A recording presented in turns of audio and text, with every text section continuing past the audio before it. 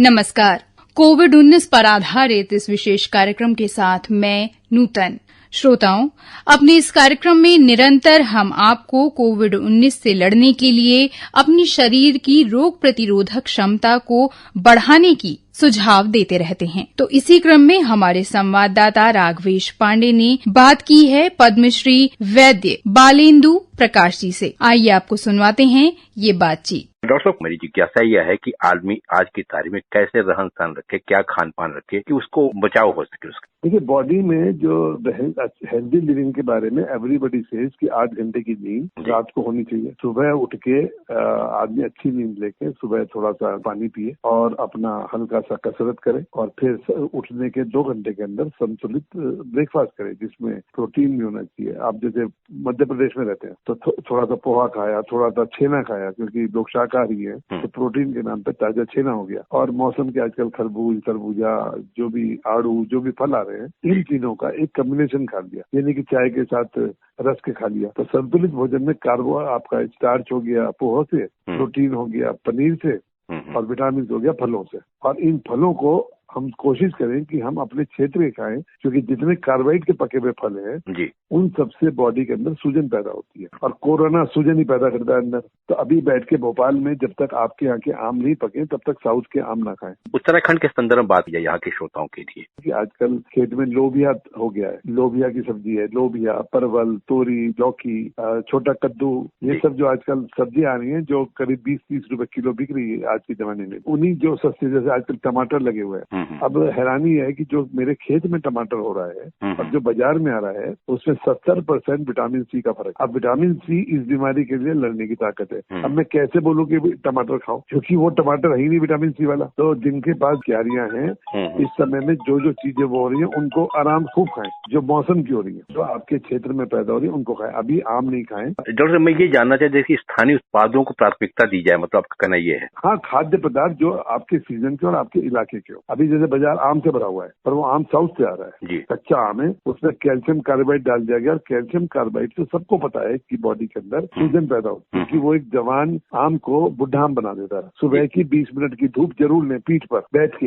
ऐसे नहीं कि घूम रहे हैं। उससे विटामिन डी मिलेगा, विटामिन डी से उसको लड़ने की ताकत मिलती है, इम्यून सिस्टम से लड़ने की ताकत मिलती है। और गला, देहरादून क्योंकि नमी का क्षेत्र है, गले से संक्रमण होता है, तो गले के लिए 1 गिलास पानी लें, उसमें इतना नमक डालें कि नमक घुलना बंद हो, उबालें उसको और नमक डालते रहें। जब नमक बैठने लगे तब उसको उतार लें। उबालने के बाद उसमें 1 चम्मच एप्पल विनेगर डालें और इसके गरारे सुबह और शाम करें, क्योंकि गले के संक्रमण से ये हमको बचाएगा। और इसके साथ फिर तो आयुर्वेद की कुछ दवाइयां हैं जिनको हम बीमार पड़ने से पहले भी और बीमार पड़ने के बाद भी खा सकते हो। आप चाहें तो मैं नाम बता सकता हूँ। जी बिल्कुल बता दें। कि झंडू कंपनी बनाती है स्नीज क्योर। ये स्नीज क्योर एक ऐसी दवा है जो एलर्जिक राइनाइटिस होती है, जिसमें लिवोसिट्राजिन खा के लोग दुखी रहते हैं। ये पहली पुड़िया से इसका 30 सेकंड के अंदर असर आने लगता है। मैं तो खुद खा रहा हूँ दिन में 3 बार। तो सुबह दोपहर शाम इसको खाइए और गरारे करिए। इसके बाद भी अगर गले में किसी को खसखसाहट सी लगती है, थोड़ी सी कुछ हो रहा है, तो ये हिमालयन का सेप्टेरिन सिरप आता है कि 4 ढक्कन में बराबर गर्म पानी मिला के दिन में 3-4 बार ले लें। तो इस तरह करके हम अपनी नाक को और गले को ठीक रखें। और उसके बाद अगर किसी को थोड़ा बुखार आता है उसी समय में, तो बुखार के लिए अगर आयुर्वेद वैद्य के तौर पे जाएंगे तो लक्ष्मी विलास रस, संजीवनी, सीतोपलानी के मिश्रण को 2 बार लें। और 100 से ऊपर बुखार जाता है या कुछ और सिम्टम दिखते हैं तो फिर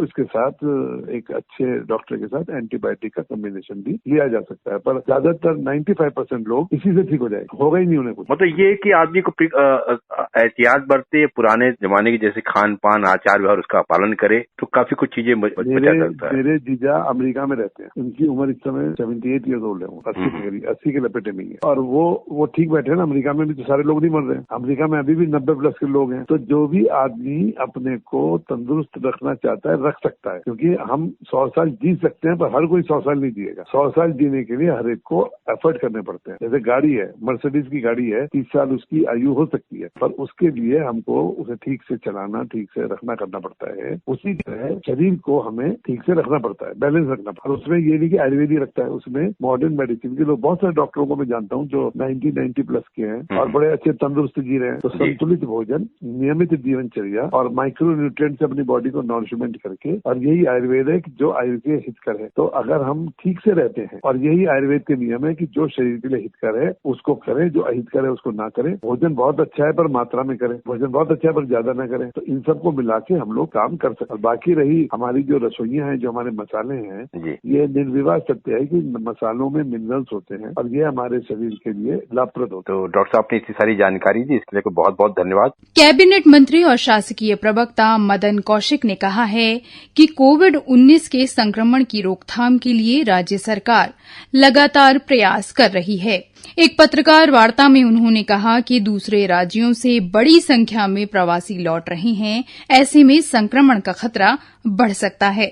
उन्होंने कहा कि बाहर से आ रहे सभी लोगों के स्वास्थ्य की जांच की जा रही है और उन्हें क्वारंटीन में भेजा जा रहा है। जो प्रवासी उत्तराखंड के लोग थे, उनको लाने की बड़ी समस्या ये इस रूप में थी, और दूसरी समस्या ये थी कि जो हमारे राज्य के एक जनपद से दूसरे जनपद में जाने वाले लोग थे, जो लॉकडाउन के कारण फंस गए थे, इन दोनों को हमने बहुत ही एकदम तीव्रता के साथ, तेजी के साथ काम किया है। तो मैं आपके माध्यम से ये जरूर कहना चाहूंगा कि ऐसे जो लोग बाहर से हैं उनको पैनिक होने की आवश्यकता नहीं है। वो अपने राज्य में आने के बाद अगर 1 आध दिन 2 दिन ऐसे लगते हैं तो इसमें पूरी तरीके से प्रशासन का सहयोग करें, क्योंकि इसमें जांच, जितने लोगों की जांच ठीक प्रकार से हो, बारीकी के साथ हो। इस बीच में एक समस्या हमारे सामने हो रही थी, वो समस्या थी कि जो लोगों को हम जिन जनपदों का उन जनपदों में भेजें, वहाँ 2 तरह की बातें थी। उनको क्वारंटाइन सामूहिक रूप से कहीं कॉलेज में करें या उनको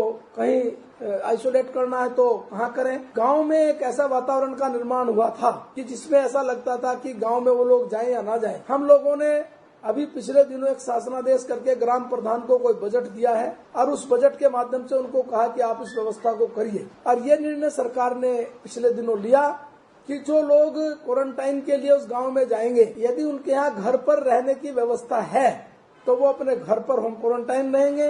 यदि घर पर नहीं है तो गांव के अंदर ही वो व्यवस्था, गांव के बाहर जो स्कूल होगा इत्यादि होगी, प्रधानों के माध्यम से हम उसको करेंगे। अब इसमें भी तेजी आनी शुरू हो गई है और ये विधिवत रूप से काम चल रहा है। शासकीय प्रवक्ता मदन कौशिक ने बाहर से आ रहे लोगों से प्रशासन का सहयोग करने की अपील की। उन्होंने कहा कि राज्य सरकार के सामने प्रवासी उत्तराखंडियों को रोजगार से जोड़ने की एक बड़ी चुनौती है और इस पर सरकार काम कर रही है। ये जो लोग आ रहे हैं, कुछ लोग लॉकडाउन से पहले आ गए, कुछ लॉकडाउन के मध्य आ गए, कुछ अब लॉकडाउन तीसरे चरण में आए। इन लोगों को रोजगार से जोड़ने की बात हमने, इसके लिए मैंने पहले ही बताया था कि हमने पंजीकरण की व्यवस्था बनाई थी डीएम के माध्यम से। हमने पलायन आयोग को इस पर लगाया था और जैसे जैसे हमें क्वेरी आती जा रही है, जैसे जैसे सूचनाएं आ रही हैं, हम उन सूचना के मद्देनजर उन लोगों के आने वाले समय में रोजगार क्या उनको दें, इसके लिए भी काम कर रहे हैं। जो राज्य के अंदर हमारी 19 नई नीति बनी थी, उन नीतियों से अलग मुख्यमंत्री स्वरोजगार योजना के अंतर्गत भी हम लोगों ने उनको आमंत्रण करने का काम शुरू किया है। इसके लिए जो लोग आएंगे उन लोगों को 25%, 20% इस प्रकार की सब्सिडी हमने रखी है। 25 लाख और 10 लाख का हम उनको ऋण देंगे जो निर्माण काम में लगेंगे या जो सेवा के सर्विस सेक्टर में काम करेंगे। इस पर भी हम लोगों ने तेजी से काम करने के लिए संबंधित जिलाधिकारियों को निर्देश दिए हैं। इससे अलग हम अगले 2-3 दिन में शहर के लिए, जो शहर में हमारे लोग रहते हैं खास तौर पर, और वो इस तरह के लोग हैं जो नीचे का रूप में जो काम करते हैं, मजदूर हैं, उन लोगों के लिए भी हम एक बड़ी योजना अगले 3-4 दिन में लेकर आ रहे हैं। उन लोगों का भी पंजीकरण कराएंगे। पंजीकरण के बाद उनको 3-4 महीने के रोजगार की और ट्रेनिंग इत्यादि की व्यवस्था कराएंगे। उसके बाद उनको एक निश्चित करेंगे कि इतने दिन का रोजगार उनको प्राप्त हो। ये भी हम बहुत जल्दी आपके सम्मुख लेकर आ रहे हैं। राज्य के बाहर से और अन्य जिलों से जो प्रवासी अपने घर पहुंच रहे हैं, वे काफी खुश हैं और सरकार का धन्यवाद दे रहे हैं। मेरा नाम पंकज है, मैं गुड़गांव से आया हूँ। सरकार ने बहुत अच्छी व्यवस्था करी है। गुड़गांव से यहाँ घर तक आए हैं, चेकअप करा के अच्छी व्यवस्था करी है। रास्ते में कोई दिक्कत नहीं हुई, अच्छी व्यवस्था करी है, घर तक पहुँचा रही है सरकार। मेरा नाम बलवंत राम है, मैं वहाँ से चौखोटिया से हूँ। आए हैं और अल्मोड़ा जिला जाना है और हमें रास्ते में कोई दिक्कत नहीं, कोई परेशानी। रावत सरकार जी ने बहुत बढ़िया प्रबंध करा, हमारे मजदूर आदमी को उन्होंने निकालने की कोशिश करी। मैं उनका धन्यवाद देना चाहूंगा रावत जी का। गुड़गांव से आ रहे हैं हम, सुबह 10 बजे चले थे। वहाँ से जाना मेरे को हल्दू खाता 6 बजे और पहुँच गए हम ठीक ठाक एकदम, कोई दिक्कत नहीं हुई रास्ते में, सीधे हम पहुँच गए हैं। उत्तराखंड सरकार का मेरी तरफ से बहुत बहुत धन्यवाद। प्रदेश में पलायन एक बड़ी समस्या है। अच्छी नौकरी और आमदनी की चाह में सुदूर गांवों से लोग शहरों में बस गए हैं। हालांकि कई लोग ऐसे भी हैं जो बड़ी डिग्रियां होने के बावजूद अपने गांव में रहकर ही स्वरोजगार से जुड़ गए हैं। टिहरी जिले के घनसाली के सतीश सेमवाल भी इन्हीं लोगों में से एक हैं। इंजीनियरिंग की डिग्री हासिल करने के बावजूद युवा सतीश सेमवाल ने सालों से अपने पुरखों की बंजर पड़ी भूमि को मेहनत और इच्छा शक्ति के दम पर हरा भरा कर दिया है। मेरा नाम सतीश सेमवाल है और दरअसल ये सब जो भी जमीन है ये तो मेरे दादाजी की जो देन है। मेरे दादाजी स्वर्गीय श्री श्रीराम सेमवाल जी तकरीबन 17-18 सालों से जो है यह भूमि बंजर पड़ी हुई थी। और अभी पिछले वर्ष में एक बार मेरा जो है सेमल्थ जाना हुआ, वहाँ मेरे जो है दादाजी रहते हैं एक रिश्ते में। बहुत दूर जो है वो गांव है, सड़क से लगभग 9-10 किलोमीटर जो है ऊपर वह गांव है। तो मेरा वह किसी कारणवश जाना हुआ, शायद अब वहाँ रोड जा चुकी है। तो मैंने वहाँ जाकर के देखा, बड़ा ही भव्य एक बगीचा था वहाँ दादाजी का, जिसमें 500 से अधिक पेड़ जो है फलदायी वृक्ष जो है मौजूद थे। अमरूद के पेड़ वहाँ पर थे, आम के पेड़ वहाँ पर थे, कीवी के पेड़ वहाँ पर थे, विभिन्न प्रकारों के और अच्छी अच्छी नस्लों के जो है वृक्ष वहाँ पर थे फलदायी, जो कि मौजूदा में फल दे रहे थे। तो मुझे कहीं ना कहीं ऐसा महसूस हुआ कि हमें भी क्यों ना इस कार्य को करना चाहिए। फिर जब मैं घर आया तो मैंने अपने माता पिता के सामने बात रखी। मैंने कहा क्यों ना हमारे पास भी जो है काफी एक बड़ी जगह जो है बंजर पड़ी हुई है, क्यों ना हम उसका भी सदुपयोग करें और क्यों ना वहाँ पे एक बागवानी का निर्माण करते हैं। तो पिताजी ने और घर परिवार वालों ने सभी ने साथ दिया और हमने जो है यहाँ लेबर श्रमिक लोग लगवाए। सबसे पहले यहाँ झाड़ियाँ कटवाई, उसके बाद गुड़ाई कटवाई, ये घास घूस साफ करवाया, गड्ढे करवाए और उसके उपरांत हमने जो है यहाँ जाला लगवाया। चारों तरफ जो है जाला और कम से कम 6-7 फुट ऊंचा जो है जाला लगवाया, ताकि जो है जंगली जानवर यहाँ अंदर आ ना सके, क्योंकि यहाँ पर अधिकतर जो है जंगली जानवर ही रहते हैं, क्योंकि यह जो है जंगल से जुड़ा हुआ एरिया है। तो इनको बचाने के लिए सर्वप्रथम जाला लगाया गया और उसके उपरांत जो है पेड़ लगाए गए। सतीश ने अपने गांव की जमीन में कई तरह की सब्जियां और अन्य फसलें उगाई हैं। भविष्य में उनकी योजना बागवानी को विस्तार देने की है। इस बीच जो है हमने अपनी दिनचर्या जो है कुछ इस तरीके से बनाई कि पूरे समय का जो है सदुपयोग हो सके, और हमने जो है यहीं पर ज्यादा से ज्यादा समय हमने जो है अपनी इस बागवानी में जो है व्यतीत करने का निर्णय लिया। और मैं, मेरे पिताजी, मेरी माताजी, मेरे भाई जो भी घर आए हुए थे, सभी लोग जो है खेत पर एकजुट होकर लगे रहे। और फलस्वरूप जो है हमने यहाँ पर भिंडी उगाई है और बीन्स उगाई हैं, पिंडालू उगाए हैं, मटर उगाए हैं, आलू उगाए हैं, सोयाबीन जो है लगी हुई हैं और नाना प्रकार की जो है बेलें लगाई हुई हैं। कद्दू की बेल लगवाई है, लौकी की लगाई है, खीरे की लगाई है, करेले की लगाई है और राजमा की दाल भी जो है बोई है, कोदा बोया है और वो मक्का बोया है। अनेक प्रकार की जो है सब्जियां बोई हैं। और अगर यह सफल भी तो यह कोरोना का जो लॉकडाउन था यह एक मील का पत्थर हमारे लिए साबित होगा, क्योंकि जो है तरह तरह की सब्जियां जो है उगाई गई हैं और फलस्वरूप हम देख भी रहे हैं और बड़ा अच्छा महसूस होता है जब अपनी बागवानी की स्वस्थ सब्जियों को जो है घर ले जाते हैं। सतीश के साथ उनका पूरा परिवार इसी काम में लग गया है। वे न केवल अन्य युवाओं के लिए एक मिसाल बन गए हैं, बल्कि लॉकडाउन के कारण घर लौट रहे प्रवासी भी उनकी राह पर चलकर स्वरोजगार अपना सकते हैं। सतीश बहुत अच्छा काम करे न।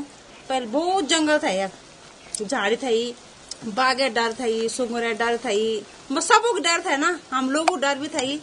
बहुत अच्छे ढंग से बहुत अच्छे काम करिए। तो श्रोताओं, आज के कार्यक्रम में बस इतना ही। हमें आशा है कि आप सामाजिक दूरी का अनुपालन कर रहे होंगे, साथ ही सरकार द्वारा जारी किए गए दिशा निर्देशों का भी पालन कर रहे होंगे। सतर्क रहिए, सुरक्षित रहिए। नमस्कार।